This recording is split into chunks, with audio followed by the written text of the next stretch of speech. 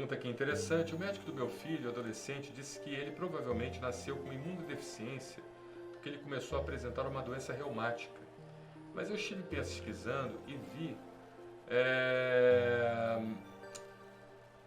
vi que os casos de imunodeficiência são relacionados a infecções de repetição, algo que ele não tem. Poderia esclarecer melhor? Olha, é uma pergunta até bem legal, bem interessante, que é uma pergunta que vai enriquecer muito aqui o nosso canal, até porque a gente não está lidando com estruturas de fibras de aço, nem com transistores, nem com códigos de computador, ou seja, a medicina é feita de um organismo de carbono, né? Um computador quântico, que é o cérebro. Então, assim, o ser humano e todas as estruturas de carbono, né, estruturas vivas de carbono, elas são complexas, elas não são tão simples assim, né? E o ser humano, então, principalmente, é um dos seres mais complexos que existe aqui na face da Terra. Então, as coisas não são tão assim, pão, queijo. Porque o paciente tem imunodeficiência, o paciente vai desenvolver infecção. Não. Eu conheço vários pacientes que têm imunodeficiência primária que não têm infecção, justamente tem um aumento da atividade imunológica, ou seja, como se eles aumentassem a atividade imunológica deles e começassem então um processo de autoagressão. Mas aí você vai me perguntar, como é que isso pode ser imunodeficiência? É imunodeficiência, não tem como não ser, né? Porque a partir do momento que o paciente ele aumenta a sua atividade imunológica, ele começa então a ter uma autoagressão, isso também é uma deficiência do sistema imune, né?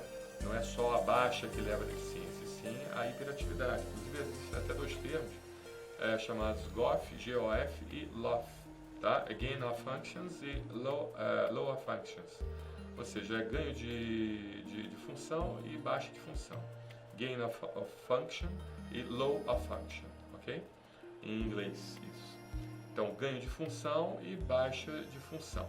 Então, assim, a imunodeficiência primária ela pode estar relacionada com gain of function, que é o caso da doença reumática, ganho de função, e também pode estar relacionado com low of function, que é a baixa de função, tá bom? Na baixa de função, daria as infecções de repetição, e no gain of function, que é o aumento de função, daria então as doenças de autoagressão, ou chamadas doenças reumáticas, tá bom? Então existe realmente uma relação muito grande, até porque o paciente com imunodeficiência primária, ele costuma ter, em alguns casos, né, não sei se foi o caso do seu filho, né, mas tem muitos casos também de imunodeficiência primária que o paciente tem infecção a vida inteira, de repente para de ter infecção e começa a ter doença reumática, porque na imunodeficiência primária, principalmente ligada ao sistema imunitário inato, que é aquele sistema imunitário que é o nosso lixeiro, que limpa o nosso organismo, né? As células monócitos, os macrófagos, os neutrófilos, as células dendríticas, as células polimorfonucleares, por assim dizer,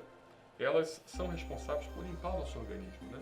Então, quando o paciente tem a deficiência dessas células, desses lixeiros, então, na hora que você sofre um processo infeccioso, você não consegue eliminar aqueles despojos de guerra, né? Que durante o processo de batalha contra um vírus, uma bactéria, ficam sempre fragmentos circulantes no sangue. Então, esses despojos de guerra, né, com o tempo, eles acabam induzindo uma resposta imunológica que vai induzir, então, a resposta de autoagressão, ou seja, o gain of function, o aumento de função. Tá?